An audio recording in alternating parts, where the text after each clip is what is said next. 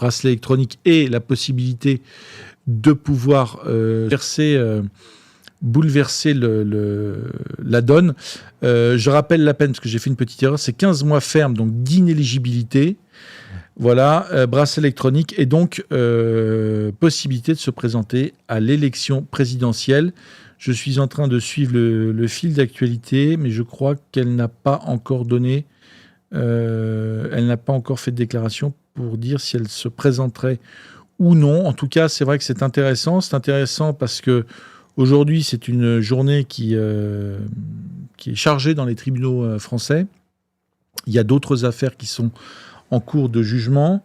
Et puis, surtout, effectivement, ça vient... la décision de Marine Le Pen, sachant qu'elle est techniquement maintenant apte, qu'elle a techniquement la possibilité de se présenter à l'élection présidentielle, eh bien, va certainement accélérer un calendrier dans lequel, pour l'instant, c'est vrai, se pressent essentiellement les candidats du centre qui se mènent une petite guéguerre, un petit affrontement entre centristes. Donc, Édouard Philippe, Gabriel Attal, Bruno Retailleau, d'autres personnalités de second, voire de troisième plan. Tout le monde est suspendu donc à la décision de Marine Le Pen. Et ça vient d'ailleurs un petit peu en complément de la thématique qu'on avait choisie, celle de l'Occident dégénéré. Ça fait partie aussi je dirais, du développement de cette thématique, puisque pour arrêter la dégénérescence occidentale, il va falloir, je dirais, peut-être trouver, élire des responsables politiques qui soient, je dirais, plus en capacité de faire évoluer les choses. Voilà. Demain, j'en profite parce que l'actualité est très chargée. On a hésité aussi à faire une émission sur l'assassinat de la meurtrière de la terroriste qui a posé donc cette bombe à Monaco. Cette femme ukrainienne qui a réussi à rejoindre l'Ukraine après avoir fait exploser sa bombe, et qui aussi, ça a été annoncé par la presse cet après-midi, a été assassinée. Et vraisemblablement, d'après ce que j'ai vu, il y aurait 2 agents des services spéciaux ukrainiens qui auraient été arrêtés à Kiev. Le corps de cette femme ayant été retrouvé criblé de balles. C'est très intéressant. Je pense qu'on fera une émission demain, peut-être l'émission d'actualité de 12h, sinon ce sera celle de 18h, sur cette thématique des services spéciaux ukrainiens qui se croient vraiment tout permis. Et ça pose d'ailleurs la question d'autres assassinats. On pense évidemment au décès d'Éric Dénessé qui pose toujours question. Il est évident que les services spéciaux ukrainiens bénéficient d'un blanc-seing pour pouvoir effectuer ce genre d'opération. Ça veut dire qu'ils ont des facilités logistiques et que les autorités européennes sont peu regardantes sur... n'ont pas vraiment de moyens de contrôle ou de volonté de contrôler les services ukrainiens sur le sol européen. Ça pose d'énormes problèmes parce que quand on voit l'activisme et la radicalité du président Zelensky, on imagine qu'il y a d'autres cibles sur les tablettes des services spéciaux ukrainiens, des cibles à éliminer. Et c'est assez inquiétant que, effectivement, ce genre d'acte puisse être commis en pleine journée, en pleine principauté de Monaco. Ça pose beaucoup de questions. Donc ça, on développera ça demain, donc soit à midi, soit à 18h. N'hésitez pas, alors je pourrais prendre éventuellement démarrer quelques questions en attendant Pierre-Yves, si vous les posez donc dans le chat. Là j'ai le visuel sur l'écran, mais je vais peut-être prendre mon téléphone, ce sera plus facile pour lire. N'hésitez pas aussi, toujours dans ce chat, à nous envoyer vos suggestions de documentaires, vos suggestions de thématiques que nous pourrions traiter dans nos magazines. Je vous rappelle que Omerta, c'est du grand documentaire vidéo sur l'application et du magazine papier. en vente en kiosque. En plus, il est agréable. Enfin, je veux dire, il est vraiment bien fait. C'est un bel objet. Donc, si vous avez des thématiques, n'hésitez pas à nous en faire part dès maintenant. Alors, je me rends 2 petites secondes sur le chat pour commencer éventuellement à prendre quelques questions. Et puis ensuite, on va démarrer avec notre ami Pierre-Yves.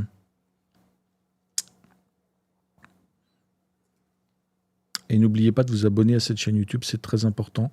Au compte X, au compte Instagram, au compte TikTok, à Facebook. Alors,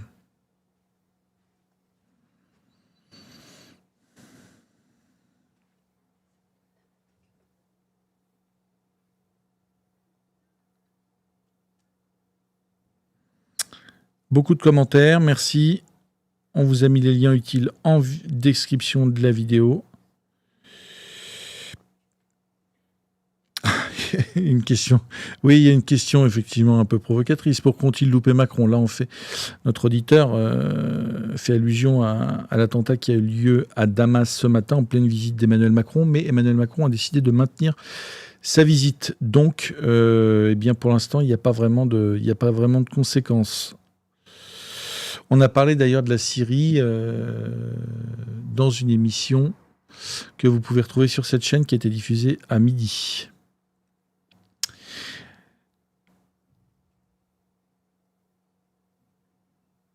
Alors, quel est ton regard sur la condamnation de Marine Le Pen? On peut commencer à entrer, peut-être avant d'interroger Pierre-Yves. C'est une décision finalement, je trouve, assez intelligente des juges, parce qu'ils étaient sous pression de l'opinion et sous une certaine pression médiatique, ayant été accusés de faire le procès politique de Marine Le Pen. Bon, ceci étant, quand on regarde le dossier, il y a quand même un vrai problème de fond, c'est qu'il y a eu au moins des maladresses dans la gestion.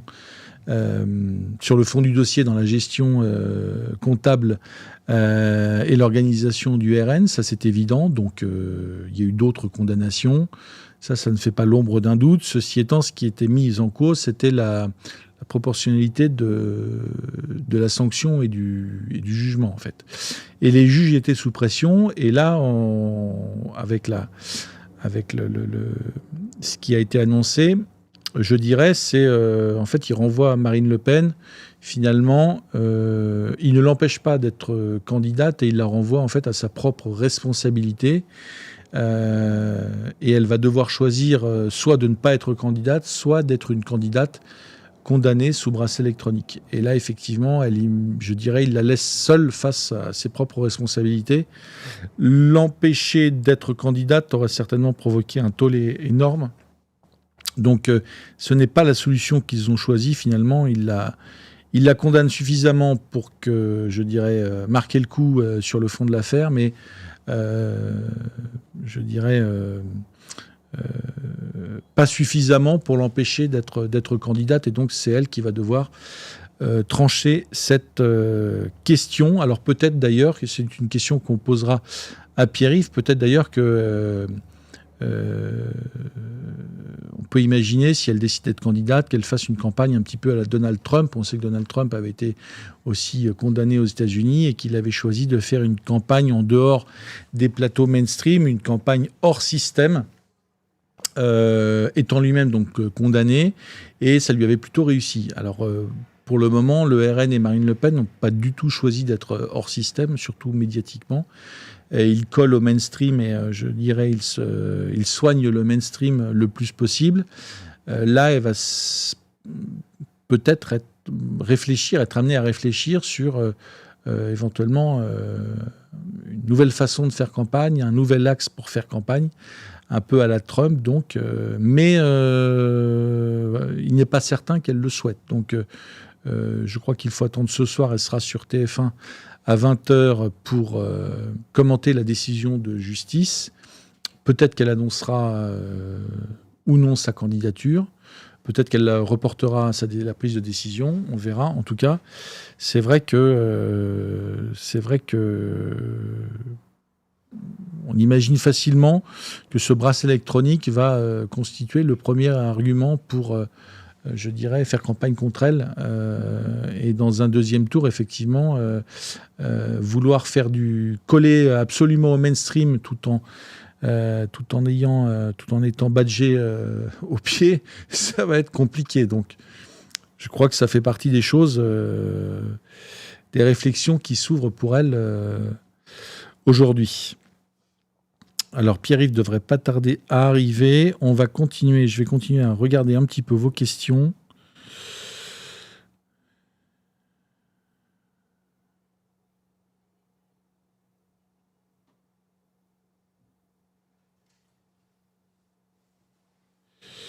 Alors, il y a une question. Oui, alors il y a une réflexion. Nous souhaitons un grand entretien avec Maître Juan Branco. Alors, c'est marrant parce que c'est intéressant parce que j'en parlais justement ce matin avec notre ami Rodolphe Cart, qui anime une émission de podcast sur cette chaîne et sur l'application Omerta. Et on a justement parlé d'une invitation de Juan Branco. Je crois me souvenir qu'on l'avait déjà invité et puis que ça n'avait pas pu se faire. Et donc, on va relancer l'invitation, évidemment. N'hésitez pas d'ailleurs, parce qu'on a reçu beaucoup de gens depuis 4 ans et demi, mais en particulier cette année, parce qu'on avait 3 formats d'émissions. On avait les Bonjours Omerta le matin à 7h, les émissions d'actualité à midi et les grands entretiens le soir, plus les émissions podcast, plus les grands documentaires dans lesquels on a fait souvent intervenir des experts. Donc on a reçu beaucoup de gens, mais il y a des gens évidemment qu'on n'a pas pu recevoir, connus, moins connus, pas encore connus.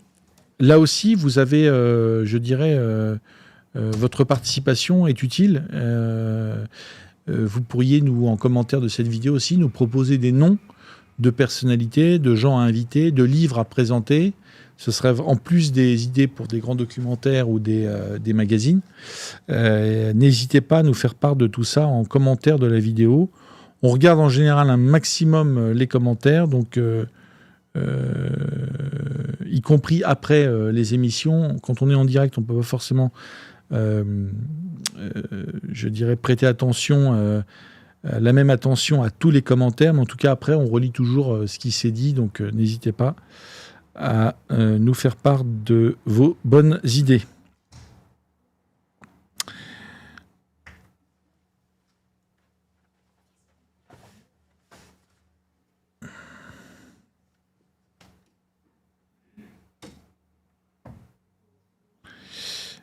Je passe en revue vos commentaires. Il y a une question sur les lunettes d'Emmanuel Macron. Je ne sais pas les détails, mais je crois qu'il a un problème oculaire qui l'oblige, un problème d'infection de l'œil qui l'oblige à porter des lunettes. Ceci étant, à sa place, je n'aurais pas forcément choisi ces mêmes lunettes.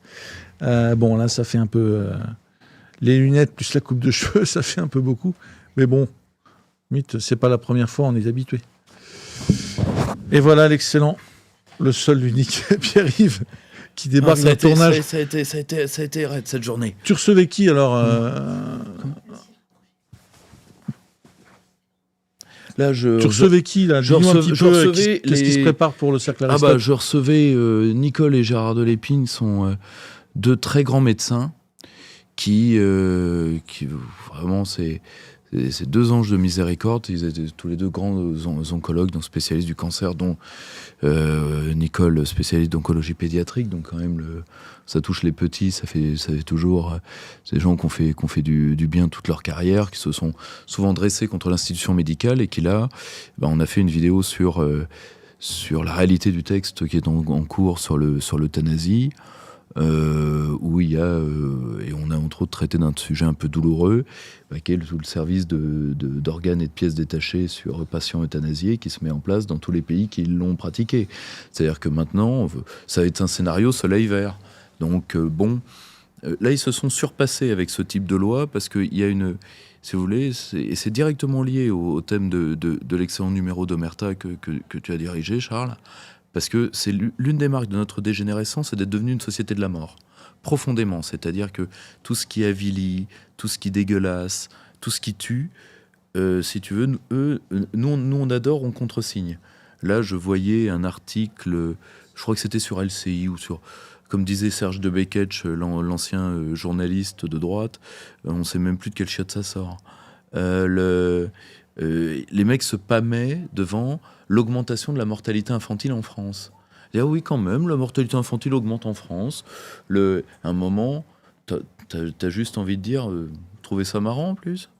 Vous allez le revendiquer en plus que... Ouais, c'est la marchandisation, la société de consommation appliquée au corps humain. Bien sûr. Là, vous allez vendre des gens à la découpe. Ça tombe bien, vous avez vendu des pays à la découpe, des entreprises à la découpe, alors pourquoi pas des gens à la découpe? Et à un moment, tu te dis que, si tu veux, le peu de sacré qui reste chez nous, tu vois, va rendre les gens méchants. Tu vois, c'est pour ça que toute la question de l'enfance est en train de devenir radioactive en France, et à terme, elle deviendra pyrotechnique. C'est-à-dire qu'à un moment, elle explosera la gueule de quelqu'un. Parce que c'est les derniers soubresauts de sacralité qu'il y a chez nous. Alors, vous avez tout avili, vous avez tout dégueulassé, vous avez tout laminé, vous avez tout enseveli sous des tonnes de déchets. Il nous reste que nos enfants. Tu vois, c'est le dernier, comment dire, tu vois, c'est le dernier appel de phare avant que ça se passe mal. Tu vois, et si tu veux, ça va être dans quelques jours, donc sur la chaîne du Cercle, on a traité ça parce que, si tu veux, on est en train de travailler sur des textes qui permettent à un médecin que tu connais pas, que tu croises, en 48 heures de faire de toi un cadavre, sans en prévenir personne, ni ta femme, ni tes enfants, ni de machin, etc. Où on a élargi ça à des tas de gens, c'est-à-dire les dépressifs, les maladies chroniques.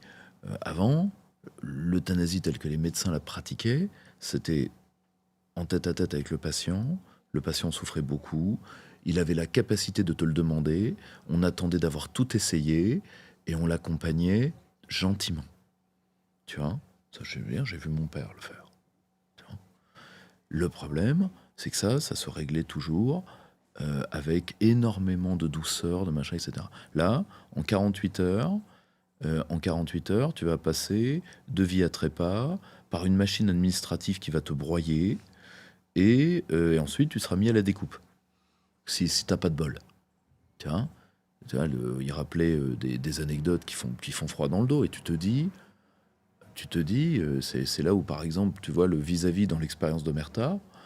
Tu vois, toi comme Régis, vous avez vu des théâtres d'opération, vous avez vu ce que la guerre fait, et tu te rends compte qu'on retrouve des scènes qui sont différemment dégueulasses, mais qui sont pas moins dégueulasses directement à la maison. Tu vois, c'est-à-dire que un type particulier et particulièrement sale de guerre nous est fait, que nous le voulions ou non. Tu vois, et nous est fait parce que nous sommes en face de gens qui ont une passion pour le fait d'avilir. Tu vois, là, tu vois, c'est d'un côté, c'est tous les braves personnages sur la couverture du dernier Omerta, tu vois, qui sont, ce sont avant tout des gens qui sont symptomatiques de ce que nous sommes devenus en Occident, parce qu'on a une passion de l'avilissement. On a une passion de tout transformer en, tu vois, en une sorte de, tu vois, Dominique Deroux, le grand écrivain, en parlait bien. Vous avez vous êtes, il disait quoi? Il disait, vous êtes des vomis de lendemain de Saturnale. Et en réalité, on a cette passion tu vois, de l'écœurant, du dégoûtant. Tu vois, c'est Epstein, c'est celle qui a massacré Lola, tu vois, c'est l'antifascisme Cradock, tu vois, dans sa haine enfantine. Tu vois, je vais te donner un exemple. La seule fois où j'ai dû faire protéger un intellectuel et un mec remarquable, un génie, qui est Danny Robert Dufour, j'avais dû demander une protection pour la conférence qu'il a fait au Cercle. Pourquoi? Parce que le lobby trans a menacé, vu qu'il est médecin psychiatre, et il dit, plus vous allez utiliser l'idéologie de la transidentité, plus ces personnes qui sont en grave détresse personnelle, vous allez les tuer. Et la preuve, quand elles font leur transition, leur machin, qui sont des trucs de boucher, le nombre de suicides ne baisse pas. Et le lobby trans, pour prouver qu'il est fait de gens sains d'esprit, a menacé comme il menace tous les intellectuels qui les critiquent, de leur jeter des poches d'excréments. Alors, il est vrai que quand tu veux prouver à quelqu'un que tu es sain d'esprit, tu lui balances tes excréments. Tu vois, c'est évident, c'est logique. Mais c'est là, tu te rends compte que c'est la seule fois où j'ai dû demander un SO particulier pour protéger un de mes invités. Alors finalement, qu'est-ce qui s'est passé là ? Ah, bah, attends, ils ont pas osé venir parce que sincèrement, on avait prévu des parapluies, des machins, enfin des trucs au cas où, c'est jamais. J'avais eu la même chose quand on a fait la petite soirée inaugurale de l'Omerta, j'ai vu aussi des petit peu de menaces, mais finalement ils ne sont pas pointés. Donc ou elles se sont pas pointées, ou Yel se sont pas pointés. Yel se sont pas pointés. Truc on attendait Yel, mais il y a eu personne. Non. Ah bah de toute façon, on avait mis suffisamment de gars en bas pour un comité d'accueil. La seule chose, c'est que est-ce qu'on se rend compte? Tu vois, t'avais, si tu veux, un mec que j'aime bien, c'est Fabrice Eboué. Il avait fait un film que je ne cautionne pas, qui est très drôle, mais que je ne cautionne pas, qui s'appelle Barbac, où il joue un boucher qui est attaqué par des véganes et il finit par tuer des véganes et les servir en jambon dans sa boucherie. Bon, très bien. Moi, je ne cautionne pas parce qu'on ne sait jamais où les véganes sont allés traîner. Ouais, donc, le gens peut être contaminé. Comment? Ouais, non, mais voilà. Tu vois, moi, je ne sais pas où ils sont allés traîner, j'y touche pas. Mais les véganes se sont vengés en attaquant la porte d'un de ses spectacles. Et comme il le dit lui-même, je les ai dispersés en leur jetant des navets. Donc, non, mais est-ce qu'on se rend compte qu'on est en train de devenir un... Enfin, c'est les mêmes équipes qui veulent qu'on aille faire la guerre à l'Est, quand même. C'est les mêmes gens. Enfin, est-ce qu'on se rend compte de l'asile qu'on est en train de devenir? Ouais. Est-ce qu'on se rend compte qu'à un moment, s'il y a un frontal entre des civilisations encore normales et nous, c'est pas nous qui allons gagner? Enfin, tu te rends compte qu'on a on a quand même plus de chars de Gay Pride que de chars de première ligne, et on a plus de types de pathologies mentales que de types d'hommes combattants. Ouais. Tu vois, et le pire, c'est qu'avant, quand on avait le monopole des médias internationaux, on pouvait le cacher. Aujourd'hui, le monde entier le sait. Ce qui ne veut pas dire que l'Occident est définitivement terminé, etc. Ça veut juste dire qu'on doit se ressaisir d'une menace intérieure. Alors, le fait marquant, d'ailleurs, qui est lié à cet Occident dégénéré, on pourra voir justement la liaison, c'est la condamnation de Marine Le Pen, donc à 15 mois... à 3 ans de prison, dont 1 an ferme, sous bracelet électronique, donc par la Cour d'appel de Paris. Elle avait été déjà jugée en première instance, ce qui veut dire que techniquement, elle pourrait être candidate à l'élection présidentielle. Alors, qu'est-ce que tu penses de ce jugement ? Très joli jugement. Le lobby des magistrats a fait magnifiquement son travail de pilier. Faut bien visualiser ça comme ça, Charles, à mon sens. Aujourd'hui, le système tient par une partie de ses garde-fous juridiques, sa classe politique dégénérée et ses journalistes de droit divin, dans les grandes lignes. Plus une partie vermoulue de notre administration, qui est reliée à différents lobbies. Alors, qui lobby pharmaceutique, qui lobby machin, qui lobby truc. Bien. Mais les pierres angulaires, pour la défense de la classe politique et de ses maîtres, donc l'idéocratie bruxelloise, Berlin, tout ce que tu veux, c'est avant tout les journalistes de droit divin et les juges. Et là, les juges ont été des orfèvres dans la truc à la con, parce que il lui raccourcit son éligibilité. Très bien. Donc, ils lui disent, tu peux te présenter. Mais comme en plus Marine Le Pen a dit, je ne me présenterai pas sous bracelet, ils lui mettent l'humiliation du bracelet. Tu as remarqué que la veille, on a gentiment fait un petit sondage, théoriquement auprès des sympathisants du Front National. Oui, c'est sûr que t'appelles les gens au téléphone, ou tu leur demandes sur des forums, êtes-vous de sale facho ? Tapez 1 pour oui, tapez 2 pour non. Et c'est évident que ces gens vont te répondre, c'est évident, tout ça est évident. Et on se dit, eh ben tu me crois pas, Gus. La plupart des sympathisants du Front veulent Bardella, même si elle est éligible. En réalité, qu'est-ce que c'est ?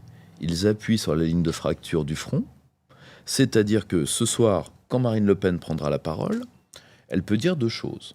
Elle peut dire soit je me dédie par rapport à ce que j'avais dit trop vite, je ferai campagne sous bracelet, car ce bracelet est inique et c'est une humiliation, et je ferai campagne, c'est moi la patronne.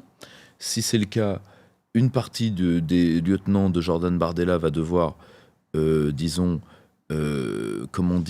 filer droit et filer doux, parce qu'ils avaient prévu de liquider une partie des lieutenants de marine et ça va s'arrêter. Et lui aura certainement l'intelligence de prendre du recul. Soit Marine Le Pen dit j'ai dit que je ne prendrai pas de bracelet, donc je ne prendrai pas de bracelet. Jordan Bardella fera la campagne. Si c'est le cas, tu as une guerre d'usure qui commence, parce que les lieutenants de Jordan vont vouloir la peau des équipes de marine, et donc Marine va soit faire en sorte, elle, d'être réélue députée, parce que ça pose pas de problème, et de devenir la chef du groupe parlementaire si Bardella se viande lors de l'élection, soit, allez, admettons, coup d'épaule de l'histoire, il est élu, et c'est elle elle essaye de devenir la tête du groupe parlementaire, et là, ça devient une guerre d'usure au sein de l'appareil du front. Dans tous les cas, ça peut se terminer mal. Posez-nous vos questions, les amis, en commentaire de la vidéo. N'hésitez pas, envoyez vos questions, envoyez vos commentaires et likez cette vidéo. Là, on est en train de progresser, mais si tout le monde fait un petit effort et pense bien à liker la vidéo, à s'abonner, on aura encore progressé de manière significative. Donc, allez-y. Et ce que vous allez entendre durant cette émission, je pense que vous l'entendrez vous l'entendrez quasiment nulle part ailleurs, parce que évidemment Pierre-Yves décrypte l'actualité, en particulier l'actualité nationale, sans filtre, et c'est très bien comme ça. Alors toi, il y a deux possibilités. Est-ce que tu prendrais un pari là en attendant l'intervention de Marine Le Pen? Est-ce qu'il y a une probabilité quand même plus forte? Moi, si tu veux, je ne parle qu'avec les données. Moi, à la place de Marine Le Pen... Qu'est-ce que tu ferais? Moi, à la place de Marine Le Pen, j'irais. Tout simplement parce qu'il est de l'intérêt des équipes de Bardella qu'elle ne se représente jamais. C'est-à-dire que si elle ne prend pas la possibilité de... Si tu veux, tu peux toujours te dire « je reviendrai ». Quand tu as fermé toi-même la porte au fait de revenir... tu sais pas quand le train va repasser, quand la porte va se réouvrir. Moi, à sa place, vu que de toute façon, la non-miscibilité des deux équipes aujourd'hui est de notoriété publique. À ce point-là? Ah oui. Et puis, toute une partie de la garde de marine trouve que Bardella se macronise à vitesse grand V. Son affaire sentimentale, il fait ce qu'il veut de sa vie, mais une partie des sympathisants du front se dit faut pas oublier une chose, c'est que nous sommes les victimes de cette classe sociale. Et le problème, c'est que pour l'instant, et ça, même Jérôme Fourquet, qui est quand même un tenancier de pouvoir, qui n'est pas un petit tenancier de pouvoir, hein. Tu sais, tu as vu, il y a 20 ans, il n'y avait pas d'intellectuel sondeur, Charles. Et d'un seul coup, c'est comme les champignons après la pluie. Tu as eu lui, tu as eu Sainte-Marie, tu as eu tous ces mecs-là, dont d'ailleurs des mecs brillantissimes, hein. Moi, j'ai eu Stéphane Rosès en face de moi, c'est un mec brillantissime. Or, même Fourquet le dit, 90% de l'électorat du Front est pour le Frexit caché. C'est-à-dire qu'il pense que le Front va se retourner une fois au pouvoir et fera un vrai programme. Mais imagine si ça ne vient pas. Imagine si ils ne font pas plus que ce qu'ils ont fait à l'Assemblée nationale, c'est-à-dire pas grand-chose. Je rappelle que même l'ignoble loi euthanasie, ils l'ont votée. Ils ont tout avalé. Tu penses que Bardella, c'est la mainstreamisation peut-être inutile ou du Rassemblement national? C'est très simple, hein. Je l'explique à chaque fois, mais je suis obligé parce qu'il faut que ça rentre dans la tête des gens. Durant l'ère Philippot, il y avait deux possibilités de la dédiabolisation. Celle que voulait Philippot et celle que voulait une partie de l'appareil du front, menée entre autres par Louis Alliot à l'époque. La dédiabolisation, professionnalisation. C'est celle que voulait Florian, c'est-à-dire on est là pour la France et les Français, on va monter en compétences, mais on ne se limera pas les dents. Ce système est francophobe et et si tu veux, est francocide, et donc il doit être combattu. Et il y avait, tel que voulait Louis Alliot, qui d'ailleurs s'en expliquait, hein. Par exemple, il avait eu cette phrase immortelle, il faut à tout prix se rallier à l'euro, parce que, je cite, parce que moi, Louis Alliot, je suis incapable de tenir une conversation dessus. C'est-à-dire qu'il fallait, si tu veux, il fallait redéfinir le programme à l'aune des capacités intellectuelles de Louis Alliot, ce qui était quand même un peu rabougri. Très bien. Et ça, cette professionnalisation-là, qui est une professionnalisation en bourgeoisement, sa logique ultime, c'est Bardella.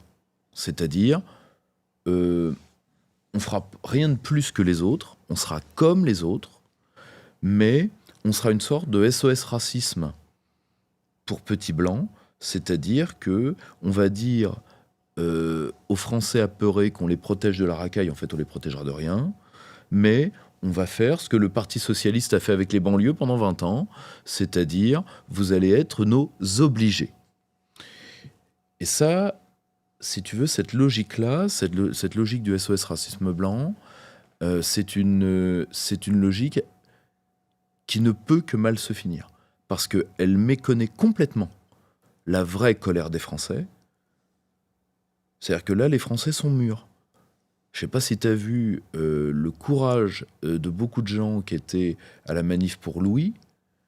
Je peux t'assurer, il n'aurait pas fallu qu'une racaille traverse la rue. Parce que là, pour le coup, si tu veux, il y aurait eu 2-3 traces sur le macadam. Donc, si tu veux, ils ne se rendent pas compte. Tu vois, là, ce qu'une partie de l'état-major, du nouvel état-major du front est en train de dire au système, les Français sont neutralisés, on est là. Donc, récompensez-nous. Récompensez-nous. Avec en plus des modèles idéologiques de plus en plus déviants, c'est-à-dire des gens qui mettent l'européisme, qui sont encore plus européistes que Macron, qui veulent être encore plus pro-ukrainiens que... Qui parlent de leur bisexualité, qui parlent de... Plus tous les autres, enfin je suis désolé quoi. Enfin on est nationaliste quand même, c'est-à-dire... là tu vois, prends la présidente de l'AfD. La présidente de l'AfD, elle est lesbienne, elle vit avec une Sri-Lankaise. Et là elle a fait une déclaration sur les familles. Qu'est-ce qu'elle dit ? Elle dit, moi je suis lesbienne, tout le monde le sait, mais le modèle que je dois défendre en tant que nationaliste allemande, c'est le modèle de la famille conventionnelle avec enfants. Même si moi, j'en ai pas. Parce que c'est comme ça que la société vit. Le grand auteur Pasolini, homosexuel notoire, disait « J'ai une sexualité morbide parce que non reproductive. Nous, notre job, c'est de faire perdurer l'anthropologie de nos peuples. C'est-à-dire de protéger au nom de l'honneur des morts, les droits des à naître. C'est ça le nationalisme. C'est-à-dire, notre peuple continuera, et donc, pour qu'il continue, il faut des enfants. Point. C'est tout. Oui, ça, on l'entend jamais, effectivement. Et là, si tu veux, vous avez tellement peur de votre ombre que vous avez épousé toute la dégénérescence de la société.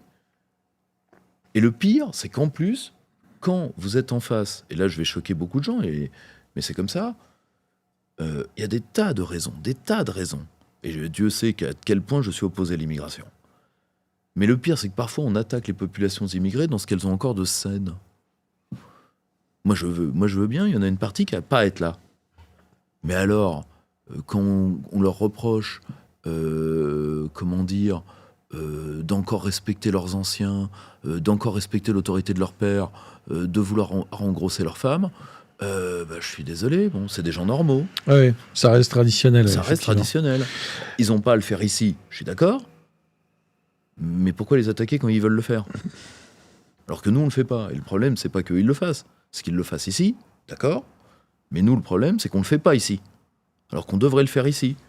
Mais tu vois, c'était encore audible du temps de Jean-Marie, c'était audible du temps que Florian était là, ce n'est plus audible aujourd'hui. Est-ce que Marine, qui donc aura un bracelet électronique, peut faire campagne justement en suivant cette dynamique, cette démarche de mainstreamisation, de respectabilité qui est en marche depuis des années ? Est-ce qu'elle n'a pas intérêt à faire une campagne un peu à la Trump ? C'est-à-dire à faire de l'anti-mainstream, de l'anti-système. Totalement, là, tu vois bien que là, elle va porter ça comme une tunique de Nexus. Comme tunique de Nésus, pardon. Elle va porter ça comme tunique de Nésus. C'est-à-dire que à chaque fois qu'elle dira « Oui, mais vous savez, j'ai changé. Moi aussi, je fais partie de l'arc républicain, mot compte double. » On va lui dire « Ah bon ? Et le petit bracelet Cartier ? Il est républicain aussi, le petit bracelet Cartier ? Ah, quand il est modèle réduit pour Nicolas Sarkozy, c'est pas la même taille de cheville que Marine, mais là encore, il est encore un peu républicain. Ouais, mais est-ce qu'elle a les ressources est-ce qu'elle peut avoir la volonté de faire vraiment de l'antisystème ? Mais ça, c'est le problème. Et je le comprends. Quand on lit l'histoire de Marine Le Pen, quand c'était son premier livre, à Contre-flot, c'était un livre où elle racontait, ou du moins le narrateur racontait, l'extraordinaire violence qu'elle avait vécue en étant la fille de Jean-Marie Le Pen. Et Dieu sait que des gens ont été ignobles avec elle.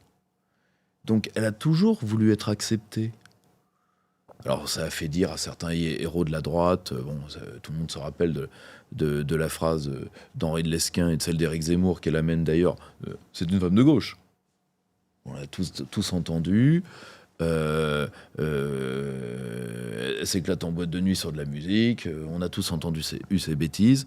Le problème, c'est que ça a dû être terrible d'être la fille de Jean-Marie Le Pen dans les années 80. Je rappelle qu'elle est née en 1968. Elle a 20 ans en 88. C'est-à-dire à l'acmé de la francophobie d'État, SOS Racisme et toutes ces saloperies. Et donc, évidemment, tu t'appelles Marine Le Pen, même si t'es à Assas, t'en prends plein la gueule. Donc, elle a voulu toujours négocier avec ce monde. Le problème, c'est que, si tu veux, la récompense de l'esclave, c'est l'alourdissement du poids des chaînes. Ces gens ne négocieront pas avec nous, Charles. Jamais.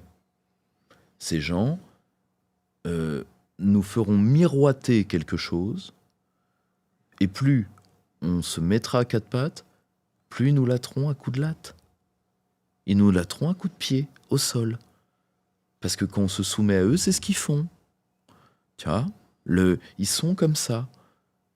Pour eux, toute personne qui se soumet est une personne qui doit être brisée. Tu vois, ils ont c'est de l'éthologie, si tu veux, c'est un comportement animal. Est-ce qu'il y a une vraie ligne de fracture ? D'ailleurs, tu parlais des équipes de Bardella, des équipes de Le Pen. Pour ce qui est des équipes, pas des deux têtes, mais des équipes, est-ce qu'il y a une vraie... Quelles sont aujourd'hui les vraies lignes de fracture, les vraies différences ? Si tu veux, là, c'est vraiment avant tout, comme toujours au Rassemblement national, des haines de personnes. C'est-à-dire que en plus, tu as des haines communautaires, parce que tu as différents clans qui se sont tissés autour de questions personnelles et entre autres de questions de sexualité, qui ont une haine interpersonnelle extrêmement forte. Une guerre des ex, tu penses ? Ouais, une guerre des ex, disons ça comme ça. Ou plutôt, comment dire, les gars de la marine, quoi, si vous voyez ce que je veux dire. Et cette haine ubiquitaire, qui est un mode de gestion au sein de ce parti, mais ça date même de Le Pen père. Et malheureusement, tu vois, entre les clans qui sont définitivement descendus, je pense au clan des Nains-Beaumont, Steve Briouan, Bruno Bild, etc. Le clan de Marion, qui est en retrait, parce qu'il est le vis-à-vis du clan de Bardella, européiste, union des droites, libéral, antipopulaire, indifférent au devenir de la France en tant que puissance et État. Proche des ciotistes là-dedans, je rappelle qu'Éric Ciotti est un homme qui a voté le traité de Lisbonne, c'est un homme qui a trahi le peuple français et qui aurait dû être poursuivi comme tel. Donc, le problème, c'est que ces deux clans-là sont pour l'instant en retrait parce que justement, Bardella est au centre. Il y a des clans qui sont objectivement marinistes, le clan des ralliés autour de Jean-Philippe Tanguy très nettement, le clan de l'état-major particulier de la présidente autour d'Ambroise de Rancourt, tous ces gens-là, alors qui, eux, s'expriment rarement. Celle certainement qui est la plus célèbre de ce clan-là, c'est Catherine Griset elle-même. Donc ça, c'est vraiment l'état-major particulier, donc les proches des proches. Et tu as, bien sûr, tout ce qui est les équipes qui ressemblent à celles de Bardella d'un point de vue idéologique, mais qui sont détestées par une partie du clan Bardella pour des raisons de personnes, sont les équipes de M. Chenu. Donc, ça donne un sociogramme de haine ubiquitaire où tout le monde se regarde en chien de faïence et qui n'est relié que par la caisse. À partir du moment où la caisse électorale viendrait à manquer, ça part dans le décor. Alors justement, c'est une des questions qui nous a été posée en commentaire, c'est est-ce que, je dirais, cette décision et une possible, candidature de Marine Le Pen, une décision de se présenter à l'élection présidentielle, pourrait provoquer une implosion du RN? Ou est-ce que finalement, comme tu viens de le dire, peut-être la caisse participe à la cohésion? La caisse tient un lieu de cohésion. Et alors, une partie des hommes de Bardella aimerait beaucoup en découdre. De là à dire qu'ils en ont les moyens, il y a beaucoup de la coupe aux lèvres. À l'instant T, aucun des clans n'a intérêt à commencer la guerre. Ce qui aura lieu, c'est beaucoup plus une partie de croc en jambe durant la campagne. Sauf si la chasse commence d'un côté ou d'un autre. Or, les deux ont des listes d'épuration, très clairement. Toi, tu as travaillé au Parlement européen, tu étais directeur de cabinet d'un Jean-Luc Schaffhauser, député français apparenté RN. Au Parlement européen, apparenté RN. Est-ce que sur le fond de la... Je n'ai jamais été membre du Rassemblement national ou du Front national. Faut une honnêteté on le précise par rapport à nos auditeurs. On le précise, mais est-ce que tu comprends justement sur le fond la décision des juges? Est-ce que tu comprends qu'il y a une condamnation sur le fond? Est-ce que ça paraissait, logique et légitime? Alors, sur le fond du droit, oui.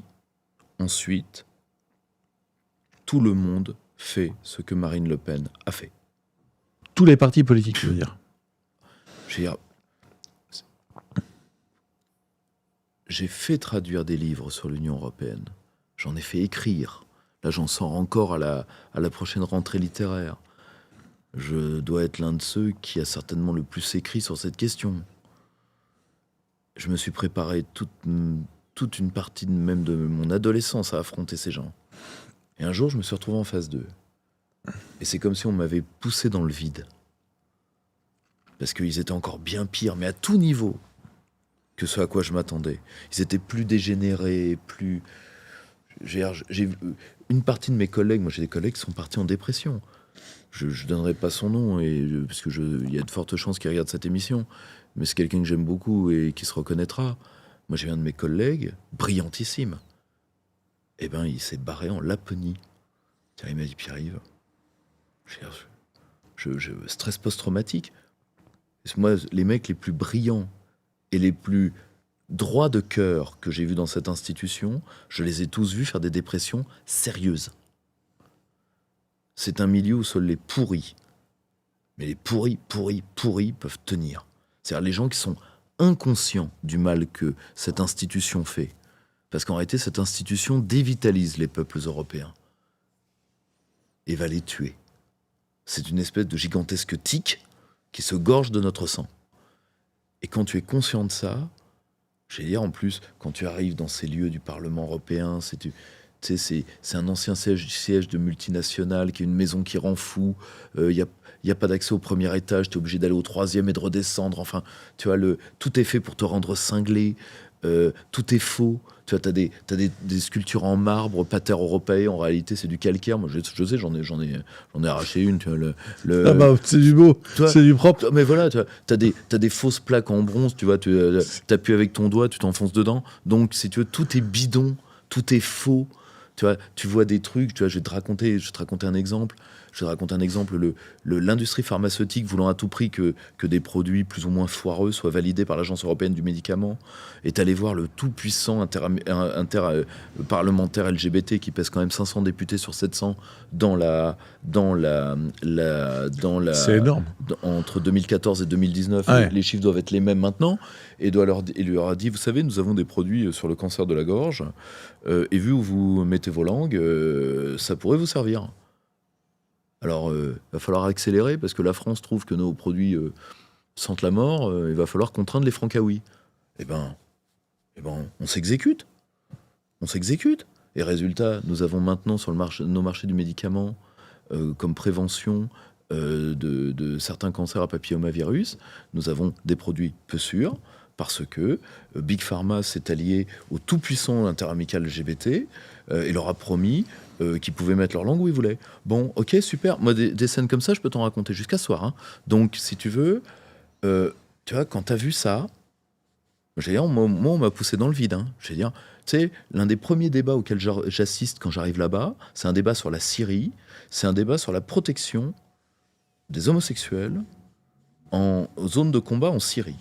Alors je vais voir le rapporteur. Au début, je crois un bizutage. Parce que je viens d'arriver, c'est mon premier texte en relations extérieures. Je crois un bizutage et j'éclate de rire. Alors je vais dire, j'ai éclaté de rire qu'une fois. Hein. Parce que là, si tu veux, peu réceptif à mon humour. Et à un moment, je vais voir le rapporteur qui devait être roumain, bulgare, je me rappelle plus, un truc comme ça. Et je lui dis, enfin, tu sais, la copulation fut-elle homosexuelle sous un feu nourri de 20 mm. Enfin, t'as pas le temps, tu vois. Tu penses pas tout à fait à ça, tu vois. Tu cours d'abord.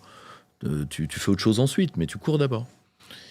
Et là, le mec me regarde et il me dit en anglais, la guerre est terrible, mais la discrimination dans la guerre est pire. Et là, je regarde, je fais, ouais. Merci mon gars. Au moins, j'avais compris où j'étais. Et si tu veux, des trucs comme ça, je t'en raconte jusqu'à ce soir. Donc, tu vis dans un autre monde. T'as pris des antidépresseurs là-bas ou pas? Je crois que c'est... Ah non, la colère. La colère maintient. Et puis, tu sais, à un moment... Mais par contre, quand t'arrives à Bruxelles, dans ces locaux, t'es au milieu du Mordor. Non, mais t'es au milieu du Mordor. Mais si tu veux, je me rappelle, elle se reconnaîtra, puisque je pense qu'elle verra cette vidéo, une de mes collègues brillantes de l'époque, qui un jour me dit... Tu as l'air tellement triste ici. Moi, j'allais dire, tu vois, le meilleur moment de ma journée, c'était quand je sentais mon téléphone sonner, quand j'étais dans le Thalys de retour, et je fais ding, il sonne, donc je suis en France, et là, ça y est, je suis de retour dans la civilisation. Tu vois, j'ai quitté le Mordor. Et si tu veux, ces gens, en plus, si tu veux, ils te le disent, vous vivez dans votre futur. C'est nous, l'Européen de demain. Et quand tu les regardes, tu dis « Ouais, mieux vaudrait que ça se termine vite. » Et malheureusement, tous les organismes, tous les organismes, tu sais, conservateurs, mous du genou, etc., veulent, veulent adoucir le bromure qu'on va donner à nos peuples. C'est-à-dire que c'est des mecs qui pensent que 2 gouttes de citron conservatrice dans la purée progressiste vont changer le goût. Tu vois ? Et donc ils collaborent. Alors maintenant, on va faire l'état des courses, si tu veux bien. La collaboration de M. Kunz en Autriche a changé quelque chose au destin des Autrichiens ? La collaboration de M. Wilders, la collaboration de Mme Meloni, la collaboration de M. Salvini, la collaboration de Vox en Espagne. Tu vois ? Je veux dire, qu'est-ce qu'il vous faut ? Le continent s'enfonce. Les peuples européens sont en train de s'enfoncer les uns les autres, et nous pourrions assister au fait que les différentes civilisations européennes vont s'éteindre les unes après les autres en ce siècle. Cette guerre sera la nôtre, ça si tu veux, ou alors faut tous se casser. Au passage, les mecs qui me disent ouais, moi pour combattre l'immigration, eh ben, je sais ce que je fais, je me casse. Je fais donc tu leur laisses le terrain. C'est une drôle de forme de guerre. Tu vois, c'est-à-dire, je vais lancer mes anathèmes anti-migratoires depuis le fin fond de la Bulgarie. Bon, pourquoi pas ? De la Roumanie. Ou de la Roumanie, hein, pourquoi pas ? Et si tu veux, c'est un peu... Tu vois, moi je veux bien tout entendre, mais ce sera notre guerre parce qu'on n'a pas le choix. Ou alors, il faut tous se barrer. Et face à ça, les mecs te disent, oui... on va demander à Bruxelles d'être plus gentil avec nous. Oui, comment ? Je veux dire, les princes mondialistes, je veux dire, quand tu vois le mal que Trump a eu dans ses 2 mandats, quand tu vois le mal que se donne quelqu'un comme Vance, c'est-à-dire des mecs qui se battent tous les jours. Vous vous rendez compte que ces mecs-là qui se battent avec théoriquement l'homme le plus fort d'Occident, vous imaginez qu'ils vont vous faire des cadeaux à vous ? Vous imaginez ? Non, eux, quand ils se battent vraiment. Ils se battent avec la violence que la bourgeoisie est capable d'avoir en se battant. Je rappelle que la terrible terreur populaire de la Révolution française, c'est 11 000 décapitations en 14 mois. Quand M. Thiers tue des ouvriers patriotes français, il en écrase 50 000 en 7 jours. Tu vois ? Donc là, la bourgeoisie mène au score. Et ces gens-là te l'ont fait voir lors des Gilets jaunes, te l'ont fait voir pendant le Covid, te le referont voir. C'est-à-dire qu'eux sont prêts au combat. Nous, notre rôle est de faire comprendre aux nôtres qu'ils doivent s'accrocher à la vie. Et non assaisonner leur mort. Parce que là, pour l'instant, on veut assaisonner leur mort. C'est-à-dire, ah oui, on va peut-être disparaître, mais au moins, on pourra dire, on est chez nous. Ah oui. Géronimos, il était chez lui. Ça lui a fait une belle jambe. Hein.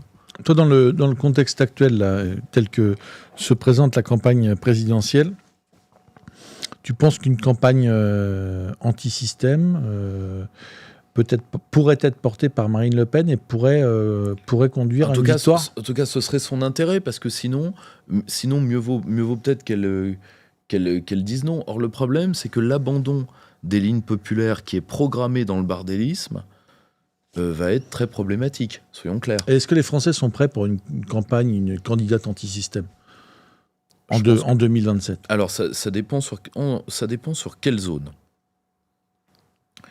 À la place de Marine, justement, d'un côté, qu'elle prenne ça comme une bénédiction. Pourquoi ? Bah, tout simplement, c'est la même justice qui lui a collé un bracelet, c'est la même qui a laissé mourir Lola, c'est la même qui a laissé mourir Liana, c'est la même qui a laissé mourir Louis, c'est la même qui fait qu'on enterre nos gosses toutes les semaines. La seule chose, c'est d'avoir le courage que la peur change de camp. Vous m'avez marqué, ok, je vais vous marquer. Et là, si tu veux, d'un point de vue sondagier, elle joue sur du velours. Les Français peuvent plus les blairer. Tu vois ? Elle veut jouer l'insécurité et l'immigration pour faire plaisir à la droite bien conne. Très bien. Les Français vont avoir de lourds problèmes de pouvoir d'achat auxquels elle ne pourra pas répondre. Très bien, admettons. Eh bien, justement, allons-y gaiement. Allons-y gaiement. Évidemment, elle va se heurter au vrai pouvoir, elle va se heurter à la bruxellite. Eh bien, justement. Là, on est à quoi ? On est au dernier sondage paru, on est à 68% de Français pour la mise à mort des assassins d'enfants. Tout le monde sait que la remise de la peine de mort équivaut à un frixit juridique. Donc moi, de toute façon, je vais dire, c'est prison break. D'accord ? Peu importe comment on sort, du moment qu'on sort.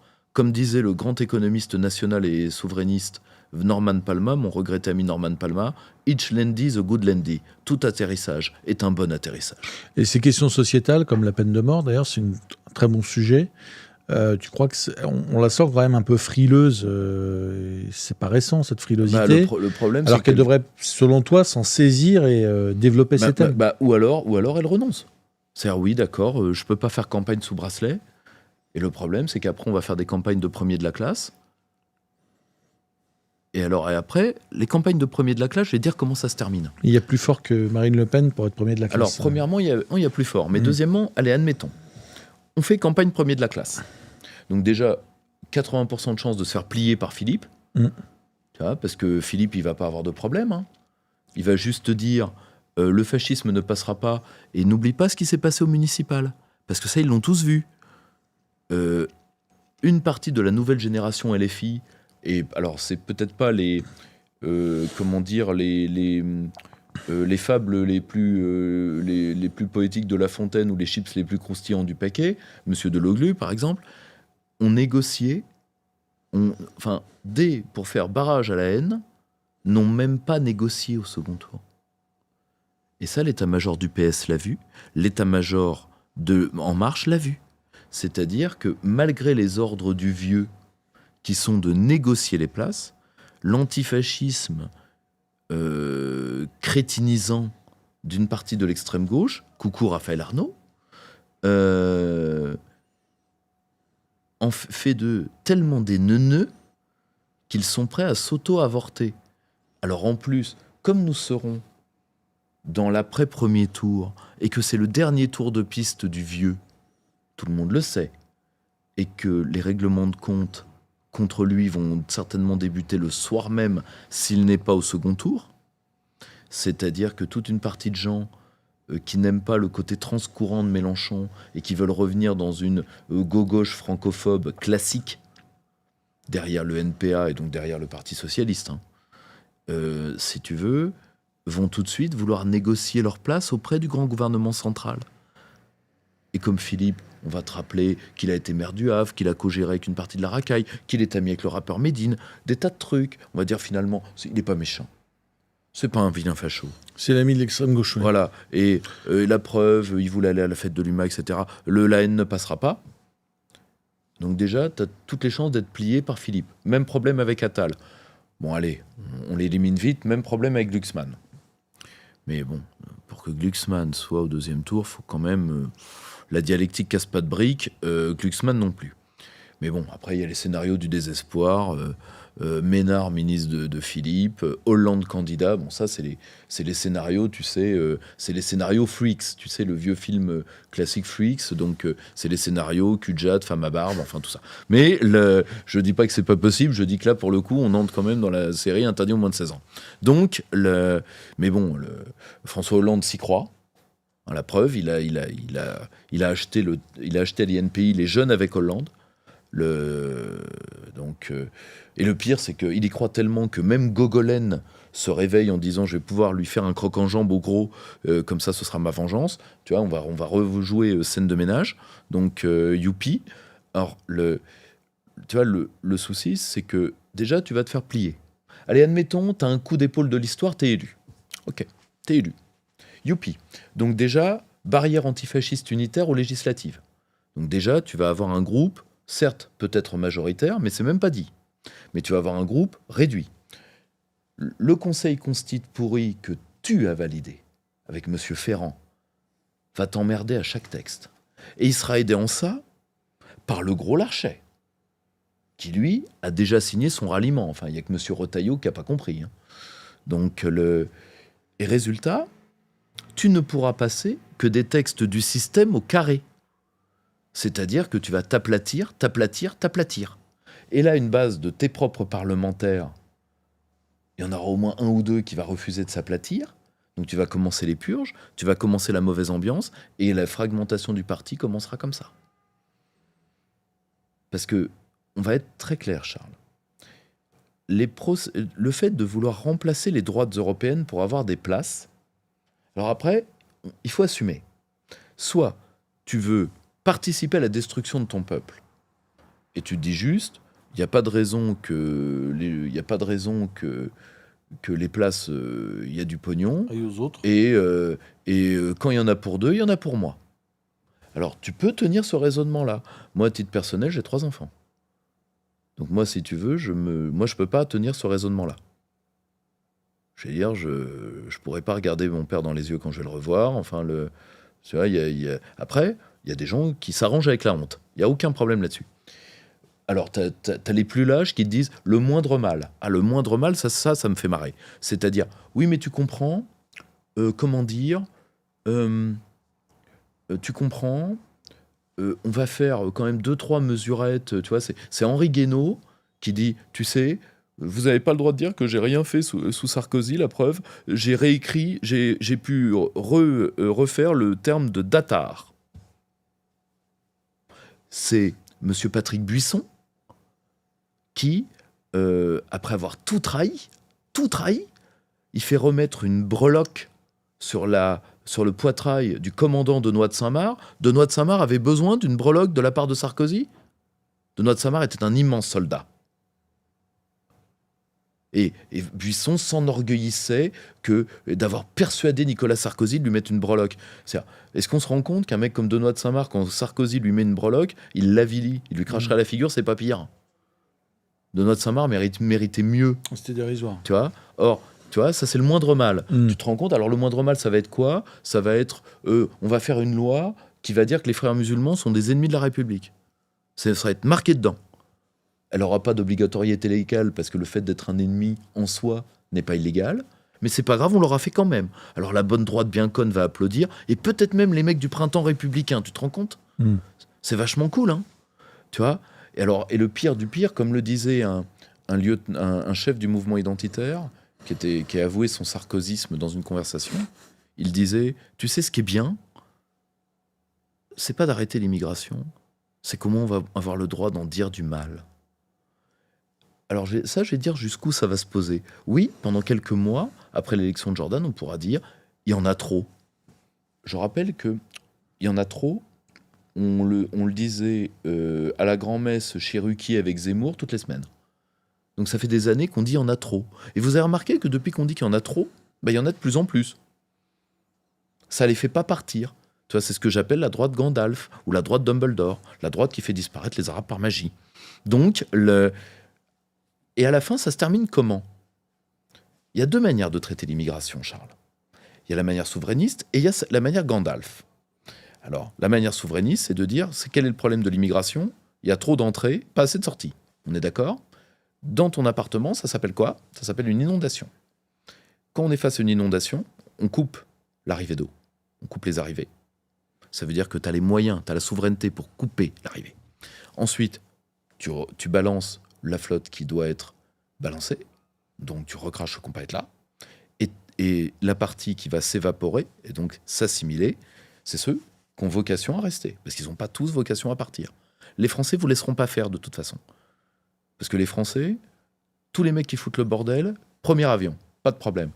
Mais quand tu vas toucher aux gens qui ne font pas de mal, les Français, c'est des gens gentils. Il y a des peuples qui ont une culture du pogrom, de la ratonnade, etc. en Europe. Le problème, c'est qu'ils sont tous plus à l'est que nous. C'est comme ça. Il y en a un qui est pas loin, d'ailleurs. Mais je vous laisse deviner. Or, et tu as la manière Gandalf. C'est-à-dire, tu insultes l'eau parce qu'elle est voilée. Le problème, c'est qu'elle continue de monter. Jusqu'au moment où elle noiera tes gosses. Parce que c'est pas toi qui va noyer. Elle va noyer tes gosses. Tu vois ? Parce qu'à un moment, quand on aura dit pendant des années... Il y en a trop, il y en a trop, il y en a trop, il y en a trop. Il faut les foutre dehors, faut les foutre dehors, faut les foutre dehors. Et le problème, c'est que tu les auras pas foutus dehors. Tu auras juste pourri l'ambiance. Et à un moment, eux, ils vont faire des gosses. Toi, tu vas en faire aussi. Et à un moment, il y aura un frontal de nombre. Et on se foutra sur la gueule. Et là, ça va donner la brésilianisation au mieux, la libanisation au pire, la balkanisation enfin. Pour la victoire de qui ? De tous les ennemis de la France, et Dieu sait qu'elle en a. Parce que je suis désolé, moi j'ai malheureusement vécu avec des peuples traumatisés de guerre civile. Je fais 3 ans avec les Libanais, 10 ans avec les Serbes, 10 ans avec les Rwandais. Ça t'apprend 2-3 trucs, quand même. Hein. Donc si tu veux, je veux dire, j'ai constaté tout ce qui est arrivé en Syrie et en Ukraine, mais j'ai pas vécu j'ai pas vécu avec des Syriens ou avec des Ukrainiens traumatisés, mais j'en ai rencontré beaucoup comme correspondant. Toi, tu en as vu. C'est pas brillant comme résultat. Hein. Donc, si tu veux, moi, je veux bien qu'on fasse des campagnes de premier de la classe. Le problème, c'est que, je suis navré de le dire, aucun relèvement de la France, historiquement, n'est venu d'un fait parlementaire. Aucun. Donc, moi, c'est ce que je dis à tous les nationaux. Prenez cette élection comme ce qu'elle est, c'est-à-dire c'est un théâtre d'opération pour nous, pour faire avancer nos idées et pour faire avancer la conscientisation de notre peuple. Si on peut geler quelques phénomènes, pourquoi pas, à une condition, d'être sûr qu'on les gèle. Or, je ne vois personne qui ait cette volonté de les geler. Reprenons l'exemple de Marine. Marine devrait dire... Voilà, la même justice qui a tué Liana, la même justice qui a tué Louis, m'a marqué. Je suis la garante de vos intérêts. Je protégerai vos enfants de ces gens. Elle doit faire de son bracelet une médaille. Tu vois, c'est le seul moyen qu'elle ait. Parce que sinon, n'importe quel candidat, même le plus ploucos, prenons M. Retailleau, au hasard, M. Retailleau dira, vous savez, j'étais premier flic de France, j'avais une grosse matraque, et Madame Le Pen a un bracelet, et la seule défense qu'elle pourra avoir, oui, d'accord, ça va. Vous avez triché à Interville. Ma cheville est plus grande que celle de Sarkozy, mais je vous rappelle que votre pote aussi a un bracelet. Ouais. Bon. Et vous avez triché à Interville. Non, mais voilà, vous avez triché à Interville, tu vois. C'est le. Oui, c'est pas brillant, quoi. Voilà, c'est quand même pas brillant. Tu vois, le mec, si tu veux, tu vois, au moins Valls, il peut dire qu'il a menti à toute l'Espagne. Tu vois, l'autre il dit j'ai triché à Interville. Tu vois, vous voyez, le mec qui a doublé la vachette, c'était moi. Tu vois, c'est le méchant dans Scooby-Doo. À la fin, tu lui enlèves son masque. C'est Retailleau qui était derrière la vachette. Oh, on l'a pas vu venir celle-là. Non mais tu te rends compte? Non mais attends. Et alors déjà lui en plus, lui pour l'instant il est carbonisé là à côté du gratin, mais il se rend même pas compte. Vauquier qui lui a déjà planté un couteau dans le dos vient d'en refaire un dans l'Express de ce matin parce que d'un côté je le comprends, planter Retailleau dans le dos c'est un sport quand tu as du mal à t'en passer. Mais tu vois c'est la bonne droite qui va se dissoudre. Et c'est avec ces gens-là, au lieu de faire sortir les abstentionnistes de l'abstention, c'est avec ces gens-là que toute une partie du front veut s'allier, alors que jamais leur électorat votera pour nous. Sauf dans un cas, face à Mélenchon. Ouais, d'accord, ok. Ouais, tu vas être élu face à Mélenchon. Ouais, youpi. Et ensuite, c'est Richard Ferrand qui t'empêchera de gouverner. Qu'est-ce que tu sens, toi, dans les gens que tu côtoies, les adhérents, les sympathisants du Cercle, de la chaîne YouTube du Cercle Aristote, à laquelle, d'ailleurs, chers amis, il faut s'abonner dès maintenant. Pour soutenir le travail de Pierre-Yves et de ses équipes, abonnez-vous à la chaîne YouTube, abonnez-vous aussi au compte X de Pierre-Yves, aux réseaux sociaux, réseaux sociaux du Cercle Aristote. Est-ce que donc ces sympathisants, qui sont des patriotes honnêtes, des patriotes sincères, est-ce que qu'est-ce qu'ils disent de la campagne présidentielle qui s'ouvre? Et tu parlais de moindre mal. Est-ce qu'ils seraient prêts dans un an à soutenir, à voter une candidature RN, peut-être Marine Le Pen, voire Jordan Bardella? Plus facilement Marine, parce que il y a trop, comment dire. Moi, par exemple, j'aurais beaucoup de mal. Moi, je ne peux pas appeler à voter pour quelqu'un dont je ne suis pas sûr qu'il n'enverra pas mes soldats mourir. Or, autour de Bardella, il y a des gens qui n'ont aucun problème avec ça. La franchise m'oblige à le dire. On me dira, Édouard Philippe à Nathalie Loiseau. Oui, Jordan Bardella à l'équivalent. Donc, je vais dire, moi j'aurais beaucoup de mal si ce choix me tombait dessus. Alors, je ne vais pas dire que je connais Marine Le Pen. J'ai travaillé pas loin de Marine Le Pen pendant quelques années. J'ai pu un peu l'observer. Je ne la vois pas.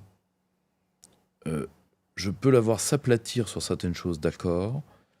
Je peux la voir indifférente à nos intérêts, nocive à nos intérêts. J'irai peut-être pas jusque-là. Donc, alors que... Voilà, moi, à titre personnel, après... Moi, je ne me fâche jamais pour des questions électorales. Moi, en tout cas, not in my name.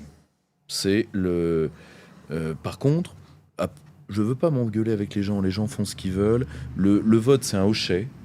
C'est-à-dire, vous voulez participer au film. Moi, je vous rappelle juste que le vote n'est pas obligatoire en France. Après, vous en faites ce que vous en voulez. Voilà, vous avez l'impression de participer au film parce que vous avez mis un bulletin dans l'urne. Il n'y a pas de souci. Vous pensez que c'est un acte conscient parce que ça engage votre vie, très bien. Je veux même pas en discuter. Je veux dire, la seule chose, c'est le politique est beaucoup plus vaste que le vote, et que de toute façon, remettre un pays comme la France d'équerre, c'est 20 ans. Donc, vous avez besoin... il y a des tas de théâtres d'opération qui demandent votre attention, votre énergie, votre soutien. Le théâtre électoral en est un parmi d'autres. Vous savez, il y a une phrase que je cite beaucoup, qui est de Jean-Marie Le Pen. C'est la seule phrase d'ailleurs que, mis à part quelques calembours plus ou moins frelettes, et je te l'accorde, que je lui emprunte volontiers. Il y avait une phrase qu'il avait dit qui était très juste. Il avait dit... Il dialoguait avec des amis monarchistes qui lui disait « élection, piège à con ». Il disait « oui, bien sûr ». Mais C'est un théâtre d'opération pour nous. Quand des marins combattent à terre, ils deviennent des fusiliers marins. Quand des terriens montent sur un bateau, ils deviennent des fantassins de marine. Faut voir ça comme un terrain, point. Mais ne pas en attendre davantage. La France s'est toujours relevée en dehors de ces circuits-là. Pour faire la transition avec notre magazine et en dire un mot, ce qu'on a essayé de faire avec ta contribution précieuse et bien d'autres, c'est Un très beau numéro. peut-être d'expliquer que finalement l'extrême gauche, comme les progressistes, comme le bloc central, sont les deux faces d'une même pièce qui est celle de la destruction de tout ce qui est français. Oui. Sur des questions diverses, d'ailleurs, sur des questions de morale, d'éthique. Enfin, est-ce que tu pourrais en dire un mot de cette... et on rejoint d'ailleurs la thématique des élections avec la candidature de Philippe Attal ou Retailleau et de l'autre côté de Jean-Luc Mélenchon. Bah, si tu veux, ils ont un point... Tu sais, c'est un mal qui vient de loin. Tu as toujours eu une partie féodale en France qui n'a jamais supporté que la France existe. Tu vois, ils ont parfois fait corps avec la France, mais juste pour la gloriole, pas pour elle. Et à partir de 1815, quand ils voient que la France, qui est un grand pays guerrier, peut aussi être battue, ça arrive. On est quand même le peuple qui a remporté le plus de batailles militaires de toute l'histoire de la guerre. Donc ça nous arrive de perdre. Eh bien, ils ont dit... Parce que ce qui compte pour eux, c'est pas la France, c'est ce qu'on va en faire. Tu vois, ils ont le même rapport que les impériaux américains à l'Amérique. C'est-à-dire, tu sais, l'Amérique, c'est une bonne gagneuse. Tu vois, c'est les gens qui ont mis l'Amérique sur le trottoir pour faire leur guerre. En général, on dit ça c'est le Mac qui parle de ses prostituées. Et ben, une partie de la bourgeoisie a toujours ce rapport-là à la France. La France, c'est une bonne gagneuse. Point. C'est pas tout à fait mon pays, c'est une bonne gagneuse. Tu vois, je peux la vendre à la découpe, je peux en faire ce que j'en veux, etc. Bien. Et donc, si tu veux, tu vois, c'est les mecs qui ont chargé la France de leurs rêves révolutionnaires qu'ils n'ont pas été capables de faire tout seuls. Et après, ils en veulent au peuple français de ne pas avoir fait leurs rêves. Tu vois, c'est les petits bourgeois blancs d'extrême gauche qui vont voir les immigrés, qui vont dire vous allez faire la révolution à notre place. Et après, tu vas me mettre sur le trône. Hein ? Parce qu'au fond d'eux, il y a toujours le bon racisme d'extrême gauche. Hein, tiens-toi droit, banane, tu vois. Mais tu vois, c'est toute une partie de la France insoumise qui dit voilà, les banlieues vont faire la révolution que nous, petits blancs de centre-ville, on n'a plus les épaules pour faire. Alors que la plupart des banlieusards, ça les intéresse modérément, tu vois. C'est des gens normaux. Tu vois, ils se demandent s'ils vont arriver à faire une famille, comment ils vont boucler les fins de mois. Enfin, tu vois, ils sont des gens normaux. Oui, mais... il faut rappeler aussi que la Gay Pride, il y a on est à plus de 90% sur du petit blanc bourgeois cadre supérieur ou CSP+.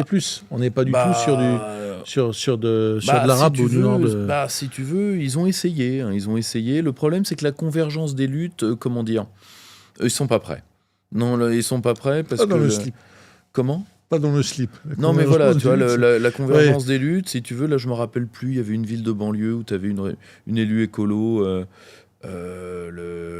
tu vois, qui croyait à la convergence des luttes, tu vois, qui disait, voilà, moi, je suis lesbienne, et à un moment, les mecs lui ont dit oui, mais non. Et là, elle n'a pas très bien compris que... si tu veux, tu sais, on en parlait tous les deux il n'y a pas longtemps. Ce grand rêve inclusif des années 90, c'est-à-dire de la cour partagée entre le backroom et la mosquée, finalement, non. Ça n'aura pas lieu. Tu vois, c'était un beau rêve. Hein, tu vois, c'est Mickey Mouse. Hein, ça reste les manifestations de LFI. Hein. Oui, mais le problème, c'est que... Il y a peu d'espace entre les deux. Hein. Ouais, il y a peu d'espace, mais il faudrait pas que les cousins éloignés viennent à se rapprocher, parce que sinon, il y aurait des rapprochements physiques. Tu vois ce que je veux dire ? Donc, ils vont comprendre assez vite. Et d'ailleurs, par exemple, toute une partie de la communauté homosexuelle est en train de passer à droite à cause de ça. C'est-à-dire... alors, une partie de la communauté revendiquée, c'est-à-dire vraiment, non pas des homosexuels de tous les jours, mais vraiment du mouvement gay, reste un des fromages de la gauche juste parce qu'il y a du pognon. Mais ces gens-là n'ont rien à voir avec la condition de nos compatriotes homosexuels. Tu vois, dans ce que leurs conditions dictent de leur vie, parce qu'ils ont tout à fait le droit d'être carleurs et d'avoir des problèmes de fin de mois. Tu vois. On n'est pas que hétéro ou que homo dans la vie. Tu vois. On a aussi des problèmes que tout le monde a, tu vois, et qui sont parfois plus prégnants que nos identités de genre, de machin, de truc. Tu vois. Parce que de toute façon, vous inquiétez pas, hein, vous n'avez pas le genre en partage, mais bientôt vous aurez la pauvreté en partage.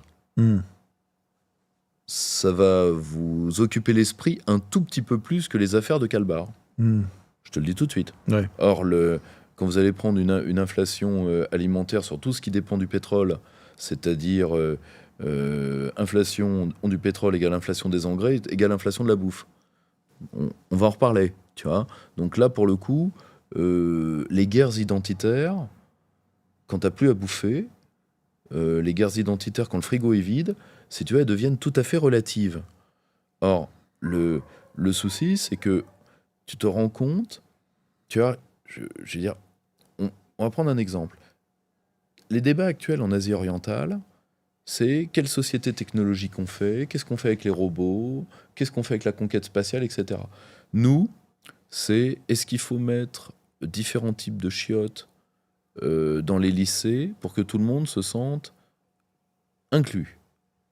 C'est est-ce que finalement on va pouvoir réconcilier comment dire les mouvements, est-ce qu'on va pouvoir réconcilier comment dire Tarek Obrou et Barbara Bush. Oui, parce que Tarek Ramadan est indisponible pour l'instant. Donc est-ce qu'on va pouvoir réconcilier tout ce monde-là? Et la seule alternative que le grand gouvernement central, comme l'extrême gauche, a face à ça, c'est oui, il y a encore une méthode pour réconcilier tout le monde. On va réconcilier tout le monde contre les Francaouis. Parce que les Francaouis vont payer. Tu sais, les Francaouis, éternels coupables, vont pouvoir payer. Là, par exemple, je voyais dans ce magazine d'extrême gauche qui a débilisé 2 générations de profs, qui s'appelle Alternative économique, il va falloir compenser l'esclavage. Ok. Autrement dit, on va prendre mon cas. Moi, je viens du Massif central. Rougeron, c'est un nom de la région de Châteauguay. Par ma mère, je viens de l'histoire du trafic d'alcool de la Manche. Donc, je n'ai rien à voir avec cette histoire. Rien. Mais je vais devoir payer, mes gamins vont devoir payer, parce que, tu comprends, les Français sont un peuple sensible, et va s'apitoyer, il faut les faire payer. Et tu vois, c'est haro sur le baudet francaoui. C'est la seule, comment dire, coagulation possible de l'ensemble du système. C'est-à-dire de maudire tout ce que nous sommes, pour ensuite, après nous avoir humiliés, nous faire les poches. Il y a toujours un petit billet à se faire. Tu vois ? Et c'est ce que une partie de l'anti-France est en train de faire. Bien sûr, elle ne représente que finalement peu de gens. Et elle attire, ou plutôt, elle met en mouvement des gens qui, pris individuellement, n'ont pas d'idées négatives. Il y a encore des gens qui aiment le drapeau français, j'en suis sûr, chez Mélenchon, et qui ne comprennent pas, et tu vois, qui se disent, et qui n'ont toujours pas compris que Mélenchon avait changé de discours. Au sein du grand gouvernement central, c'est plus franc. Mais eux, si tu veux, c'est très simple, ils vendent le pays à la découpe. Donc, à la fin des fins, leur électorat, le cœur nucléaire de leur électorat, c'est ceux qui profitent personnellement de la destruction du pays. C'est-à-dire, mais oui, la France, je sais très bien ce que c'est. Mais non, j'ai rien contre. Mais à chaque fois qu'elle meurt, un petit peu, moi, j'encaisse. Désolé. Tu vois, et entre la convergence des idéologues et des salauds, tu as un grand gouvernement central large. Large, pourquoi ? Parce que nous avons laissé des tas de gens bien dans l'abstention. Nous n'avons pas fait en sorte qu'ils en sortent. Nous avons laissé certaines catégories, je pense aux jeunes particulièrement, à une partie de l'électorat d'extrême gauche. Et je dirais même, ça va faire gueuler, Mais le fait, par exemple, qu'on n'ait jamais eu de discours pour les assimilés. Il y en a des assimilés, il y en a beaucoup. Certains sont prêts à se battre. La seule chose, c'est qu'ils demandent un droit de préséance. C'est-à-dire qu'ils se disent, attendez, nous on veut bien défendre la patrie sur laquelle on est né, mais si les Français de souche ne sont pas devant nous, et s'ils n'osent pas le faire, c'est pas à nous de le faire. Oui, ou si on nous considère comme des clandestins ou des... Non mais voilà, tu vois, les assimilés, ça des existe. Terroristes, hein. Ouais. Ça ne représente pas la totalité de l'immigration, mais la totalité de l'immigration ne représente pas uniquement que des fouteurs de merde. Parce que si on avait 10 millions de gens qui foutaient la merde tous les jours en France, ce serait déjà la guerre civile.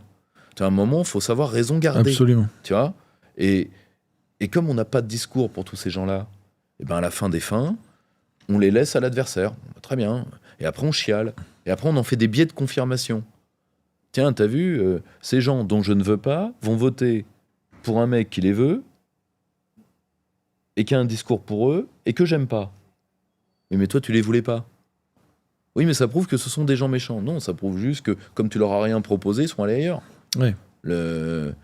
Tu vois, voilà, c'est tout.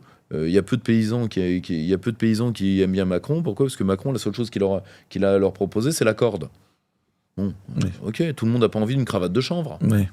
Alors, on peut prendre quelques questions pour terminer cette émission en direct. Donc, n'hésitez pas à les poser dès maintenant ou à continuer de les poser en commentaire de cette vidéo. N'oubliez pas aussi de vous abonner à cette chaîne YouTube, d'activer la cloche. C'est très important pour avoir les notifications, être tenu au courant de la sortie de nos vidéos et évidemment de vous procurer notre magazine Occident dégénéré, qui, je dirais, pose un peu le cadre de l'année électorale qui si s'ouvre. tu veux, magnifique couverture. Voilà. On va se faire des potes. Non, il n'y a pas tout le monde, mais disons que... Bah oui, mais il y avait déjà plus de place. Ouais, les protagonistes qu'on avait qu'il... pris pour la photo de famille. Ouais, c'est vrai que là, c'est déjà... Bah ouais, là, si tu veux, on a forcé la photo de classe. Il y a du gabarit, là. Alors, il y a une question très intéressante de Nathalie Auguet, 688, qui écrit « Tout a été minutieusement calculé depuis longtemps pour en arriver là. Quelle est la prochaine étape ?» Alors ça, c'est extrêmement compliqué. C'est extrêmement compliqué parce que le gros souci, c'est que le rêve mondialiste était assez simple. C'est-à-dire que c'était l'enderisation, avouer qu'on a transféré les pouvoirs, et à la fin être écrasé par...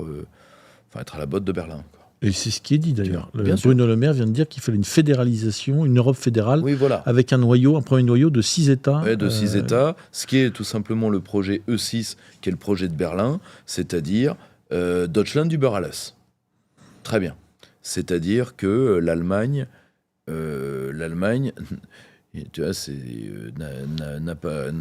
l'Allemagne a besoin de reprendre une dose de son vaccin, son dernier. Oui, sauf qu'on ne sait pas exactement les mêmes qu'en 40. Là, alors, c'est pas exactement les mêmes, mais tu sais, le vaccin armé rouge. Anthropologiquement, ça a changé. Je suis d'accord avec toi, mais le vaccin armé rouge peut quand même resservir.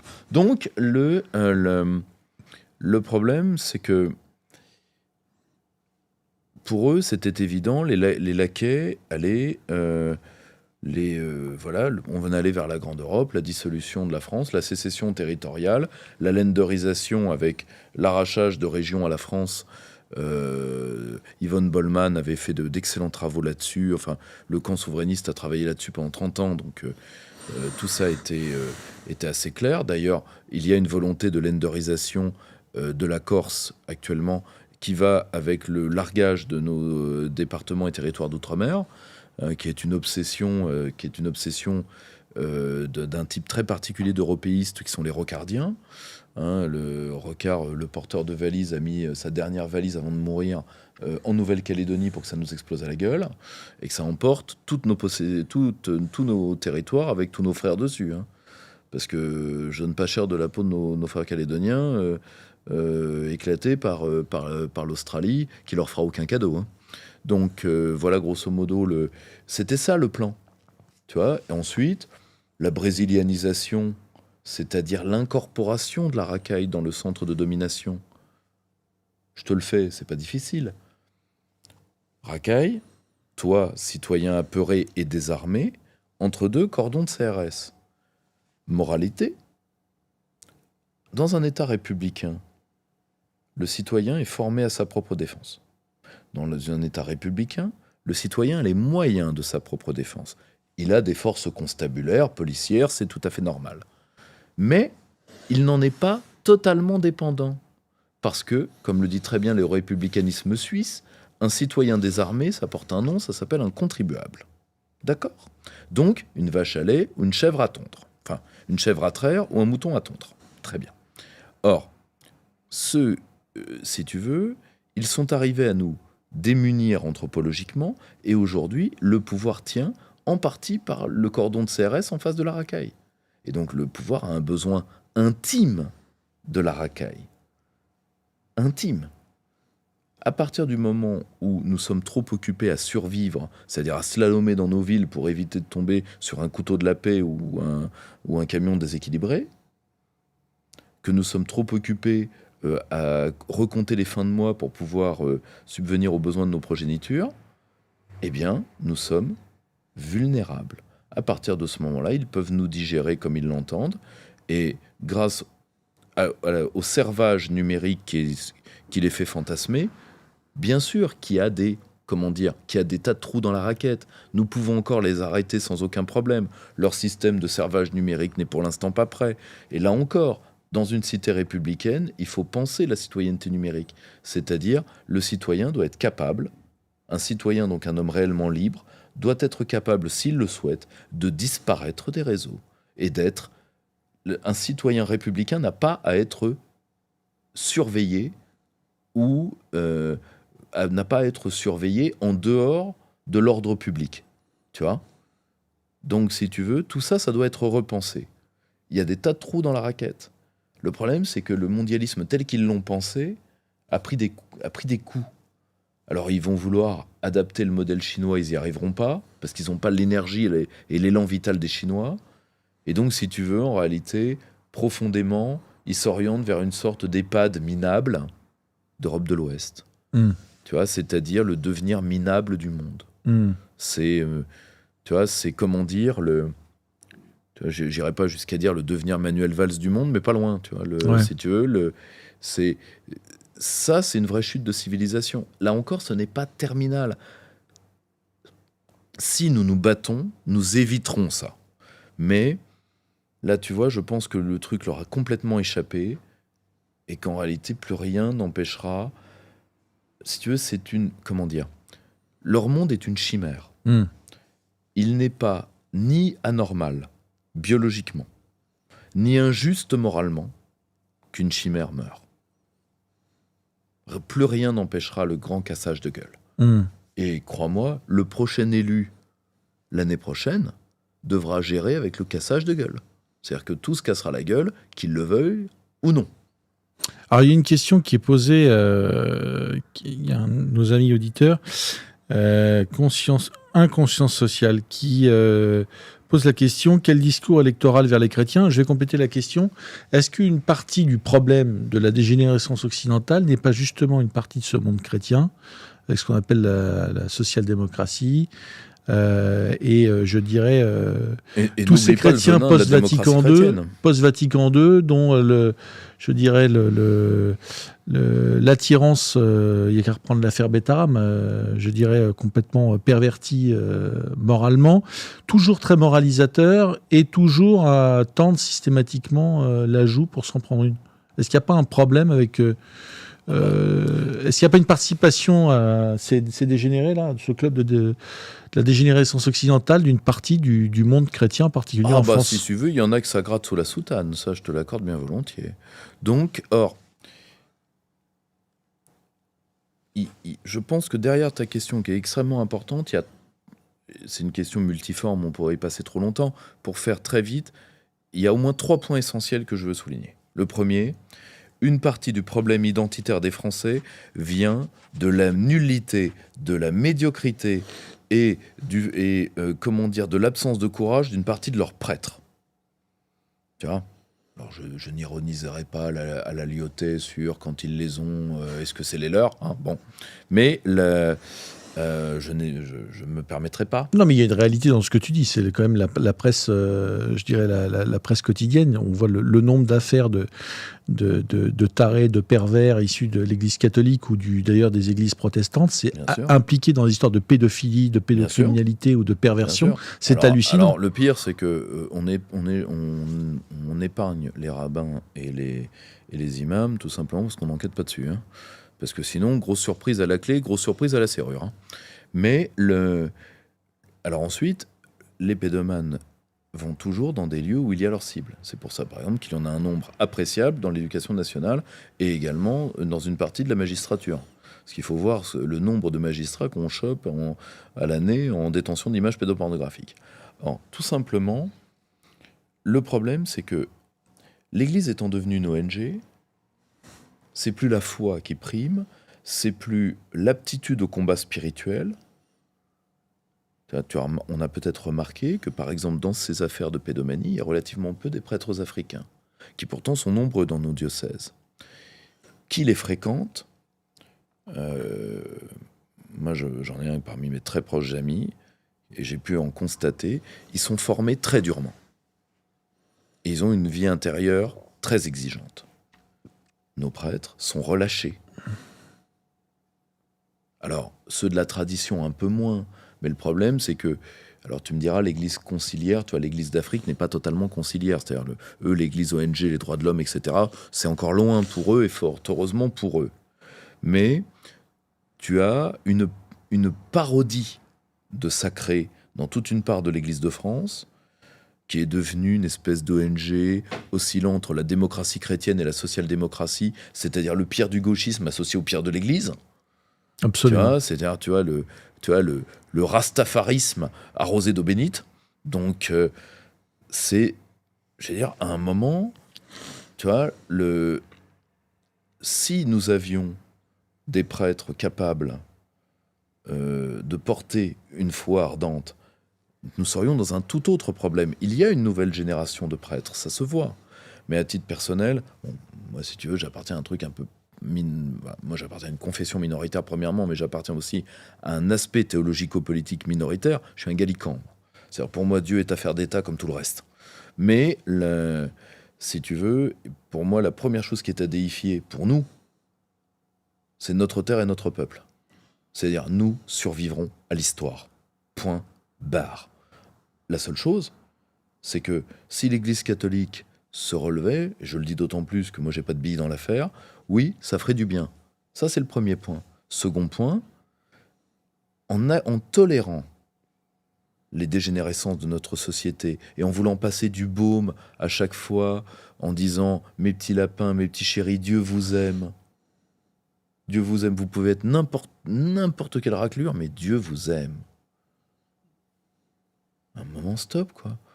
Enfin, si le Christ, du moins d'après les lectures que j'en ai, je peux être contredit, je ne demande qu'à l'être par un théologien, mais enfin, c'est Allah et Yahvé sont des pères autoritaires.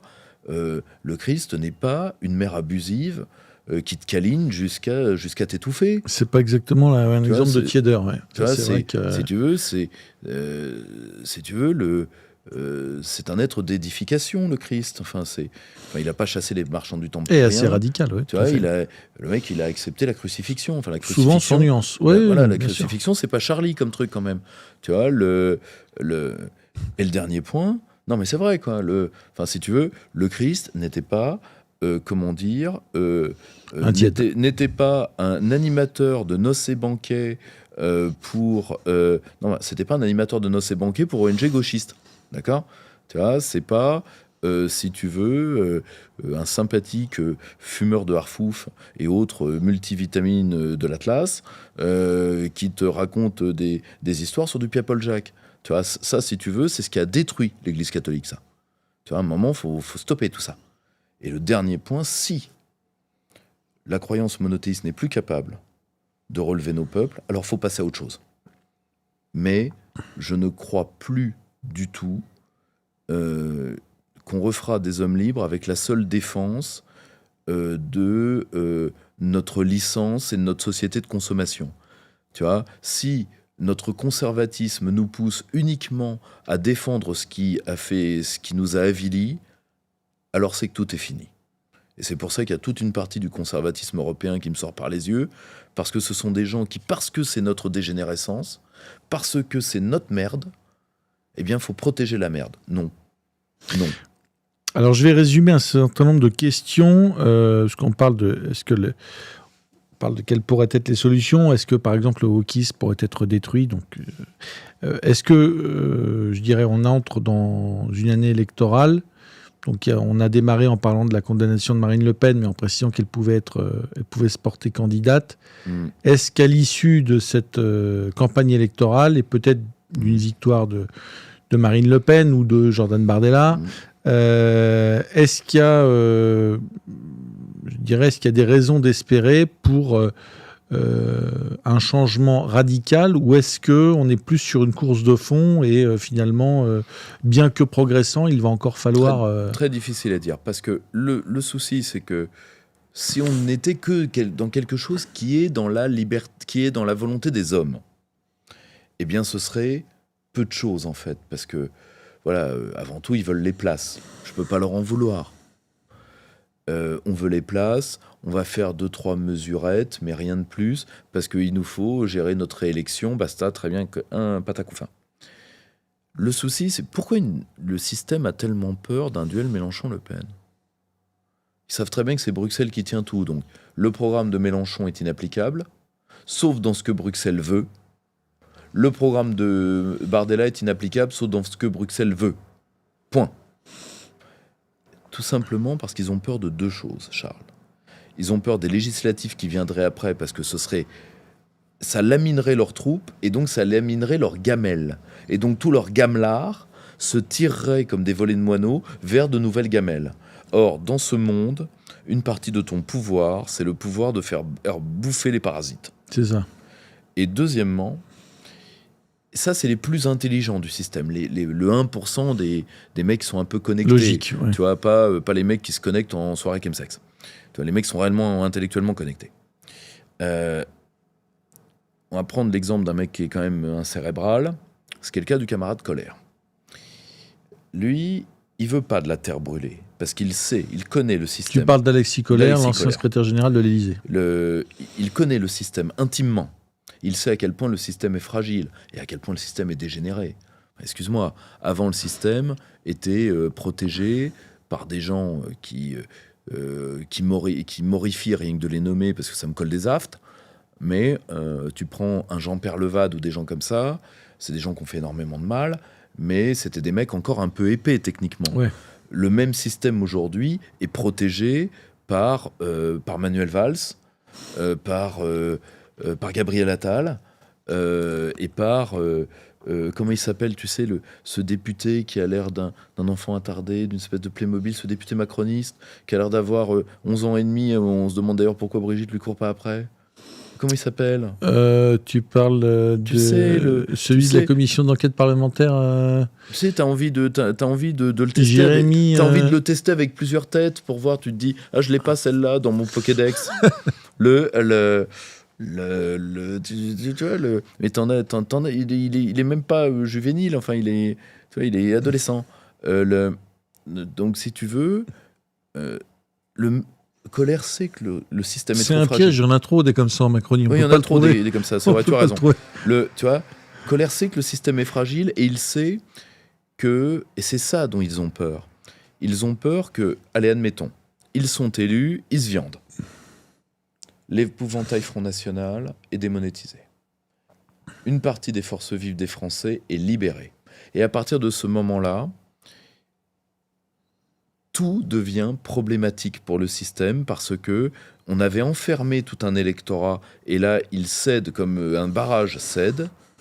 Et malheureusement, pour là encore, c'est vraiment l'exception de l'exception, Charles. Hein. C'est vraiment les mecs encore qui pensent au sein de ce système. Il y en a. Ils ne sont pas nombreux. Mais les mecs se rappellent qu'il n'y a pas eu une seule révolution en Russie. Il y en a eu 3. 1905, début 1917. Fin 1917. Donc, ils veulent, et ils se rappellent que, par exemple, prend le problème Trump, il fallait pas le laisser être élu une première fois. Parce que là, il a été réélu, il a fait une partie de ce qu'il a fait et il en a foiré une autre. Le problème, c'est que si ça continue après, il y a Vance, ce qui est encore pire. Donc, il faut arrêter tout phénomène révolutionnaire. Tu vois, pour eux, ils ont une obsession là-dessus depuis 2 siècles, Charles. Quand il y a une Bastille, dès que les pécores se pointent à une Bastille, maintenant on mitraille. On l'a pas fait la première fois, on sait ce que ça nous a coûté. Donc, tu vois, au sein du système, tu as vraiment ces deux lignes. La ligne Macron qui est de dire la France est une station-service, je suis un cocktail Molotov, réaction. Et tu as la ligne des tenants et des héritiers du système, prenons le cas Colère, mais c'est un cas parmi d'autres, qui te dit le système est fragile, protégeons-le, parce qu'après tout, on en vit. Tu vois ? L'un dans l'autre, l'élite française est vraiment... Enfin, la classe dominante française est enfermée là-dedans, et c'est pour ça qu'ils veulent éviter Mélenchon-Bardella, absolument. Parce que là, pour le coup, c'est l'aventure. Dans ce qu'elle a de bien, dans ce qu'elle a de mal. Alors évidemment, la plupart se raccrocheront aux branches et voudront être un système bis. Le problème, c'est est-ce que ça marchera ? Tu sais, le problème d'une hache qui démanche, c'est qu'une fois qu'elle a démanché, elle a démanché. Et c'est ça qu'ils veulent éviter.